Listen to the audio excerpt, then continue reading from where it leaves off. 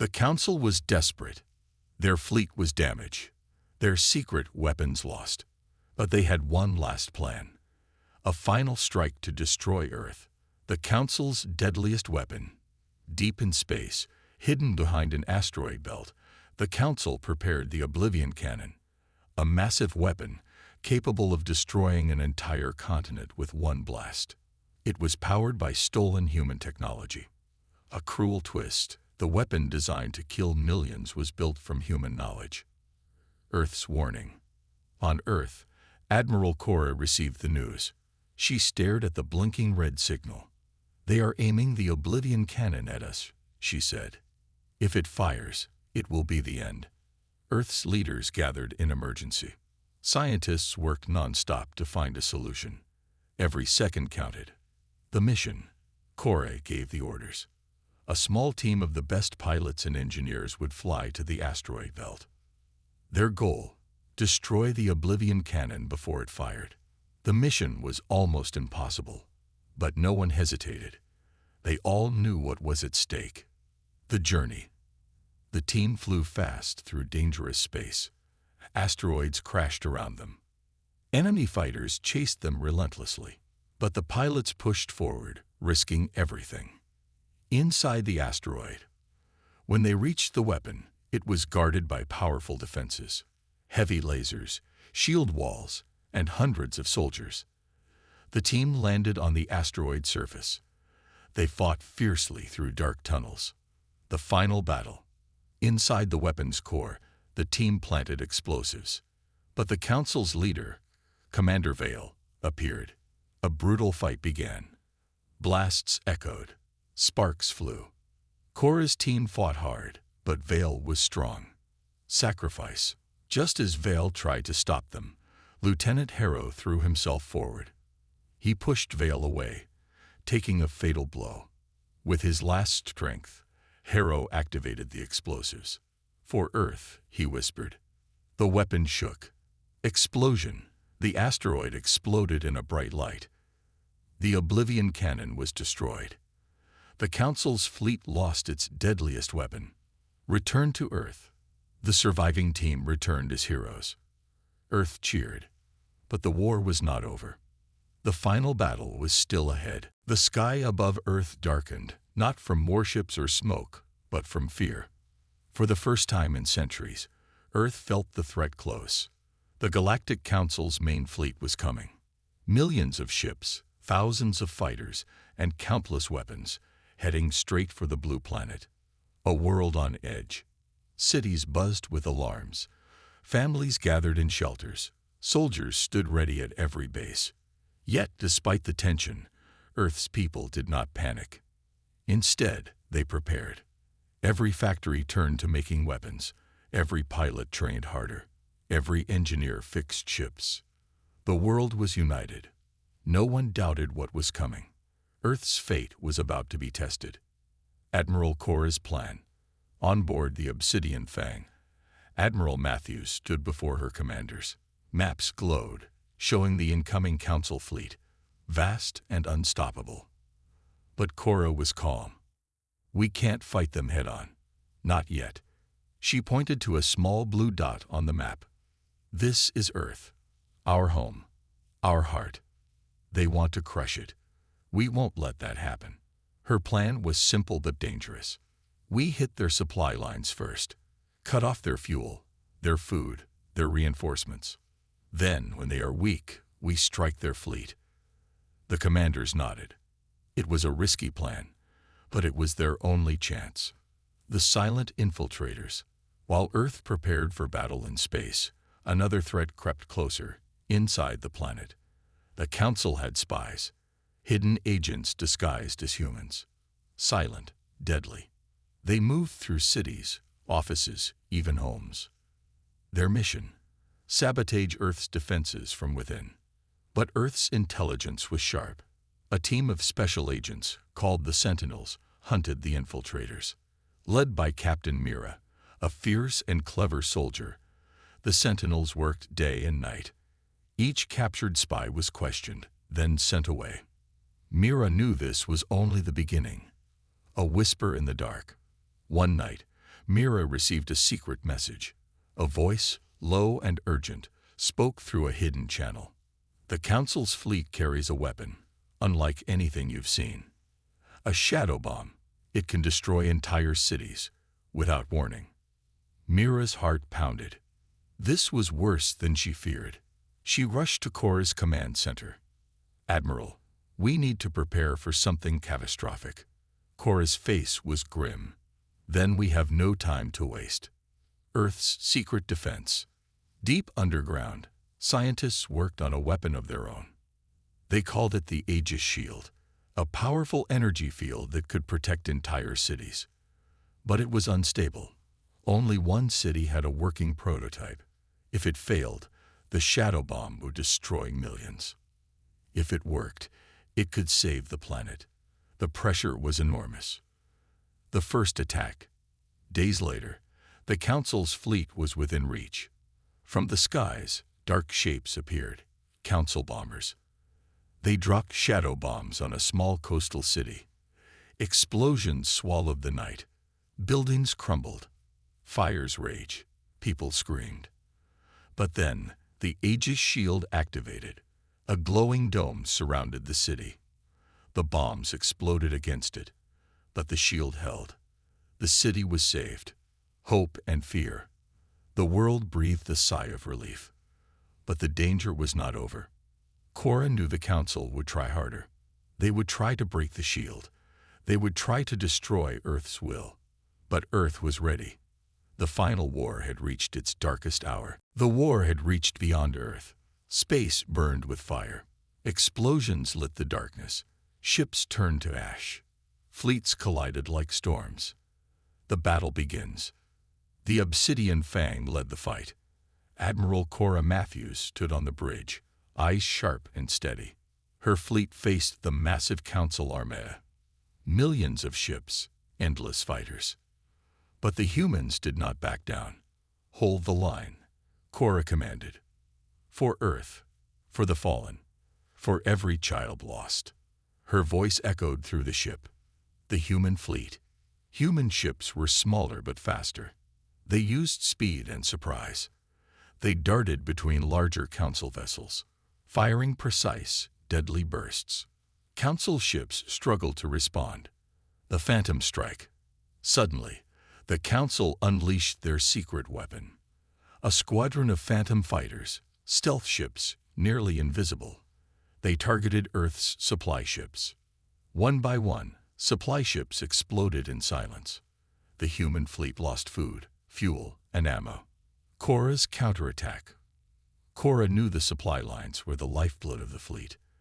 If they failed, the whole defense would collapse. She ordered the Raven Squad, elite pilots known for daring missions. Their goal: find and destroy the Phantom Fighters. A deadly chase. Raven Squad raced through asteroid fields. The Phantom Fighters were fast, but Raven pilots were better. They dodged laser fire and debris. Finally, they cornered the enemy near a small moon. The clash. Explosions filled space. Ships twisted and turned. One Raven pilot, Lieutenant Harrow, flew close to a Phantom fighter. With a sharp burst, he destroyed its engines. The fighter spun out of control and crashed. Victory and loss. Raven Squad destroyed half the Phantom fighters, but they lost 2 pilots. Cora watched their return with pride and sadness. "Every life matters," she said. "But this war is far from over." The turning point. With supply lines secure again, the human fleet grew stronger. They pushed the Council back, forcing their fleet to retreat. Earth's forces celebrated. For the first time, victory seemed possible. But the war was not over. In the shadows, the Council prepared a new plan. A weapon more terrible than the shadow bomb. A weapon that could change the course of the war. Deep in the dark corner of the galaxy, there was a prison built by the Galactic Council. It floated above a cold and lifeless moon. This place was not on any star map. Only a few high-level aliens even knew it existed. They called it Station Black Echo. Inside this prison, there were no sounds, no screams, no lights, just red emergency glows. The prisoners here were the worst of the worst. Murderers, rebels, war criminals. But now, there was only one prisoner left. Her name was Eva. She had been brought in 10 cycles ago. No one knew where she came from, only that she was human. The guards whispered about Earth, the dead world destroyed during the last Great War. Some believed humans were gone forever. Others said they still hid in the shadows of space. But none of the guards could explain why she was so important. She looked weak. Pale skin, cold blue eyes, long black hair tied in knots. She didn't fight. She didn't speak. She just watched. One guard, a young lizard-like alien named Kelvor, was afraid of her. He didn't know why. Every time he walked past her cell, he felt cold. Not the air, his bones. It was like she was reading him without saying a word. "She hasn't moved in 3 days," said another guard. "She's waiting," Kelvor replied quietly. "For what?" asked his partner. Kelvor didn't answer. On the 4th day, the prison lights flickered. The cameras outside the station caught something strange, a signal. It was old, very old, a human frequency, long banned after the Earth War. The control room officer tried to shut it down, but the signal bounced back, stronger each time. The computer systems began to fail. Doors opened and closed on their own. Lights burst. Weapons shut down. Down in the cell block, Eva opened her eyes. She stood up, slow and calm, and walked to the glass of her cell. Her eyes locked onto the camera. For the first time in 10 cycles, she smiled. Kelvor was sleeping in his quarters when the alarm rang. Red lights flashed. The words "System failure" repeated in robotic voice. He ran to the control room. Chaos. Every cell just opened. A technician screamed. "But there's only one prisoner," someone else said. Then the screen showed something terrifying. Eva was gone. Her cell was empty. The guards panicked. Where did she go? One officer looked at the oxygen levels. "Sir," he said slowly, "there's no sign of air being used in the halls. She's not breathing." "That's not possible," someone said. "She's human," another added. Kelvor whispered, "Not anymore." In the main corridor, Eva walked alone. Her bare feet made no sound. The hallway lights flickered as she passed, one by one. Every camera she looked at died. Every door in her path opened by itself. One brave alien tried to stop her. He raised his blaster and shouted, "Stop right there." Eva looked at him, just looked. The blaster in his hand melted like wax. He screamed and ran. She kept walking.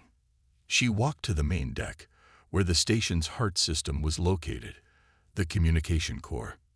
There, she placed her hand on a silver panel.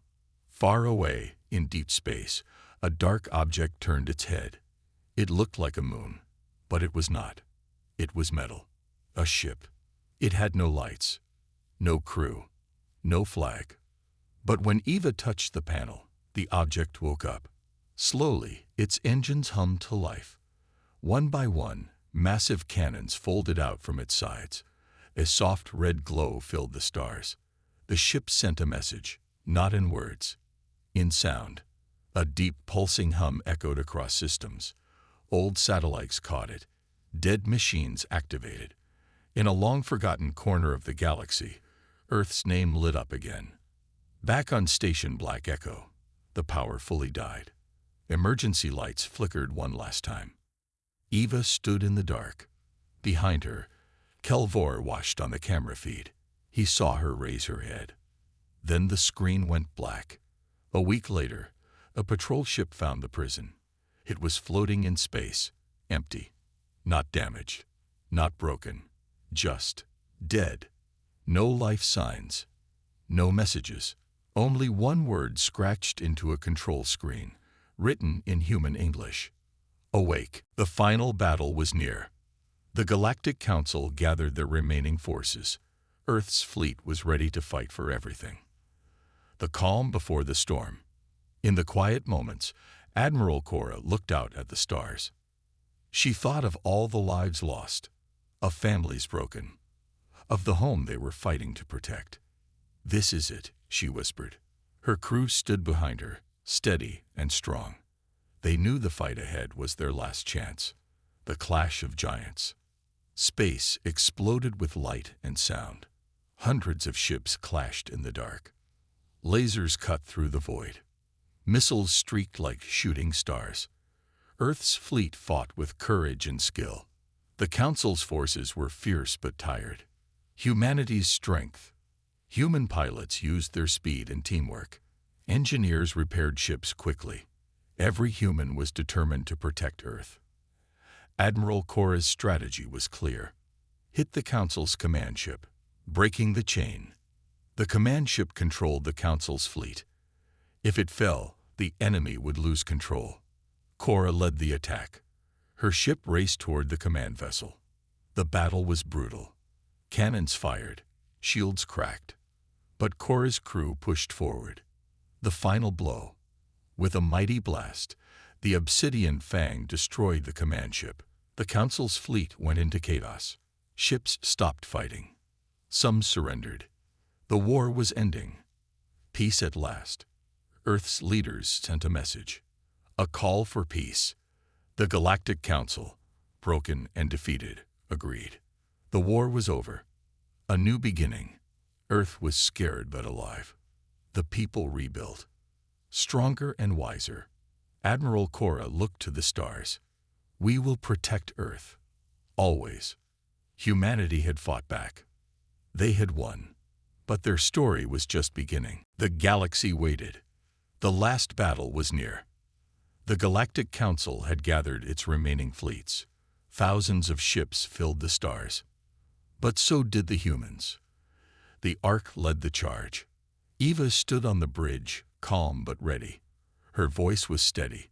"This ends today." The battle started with a roar.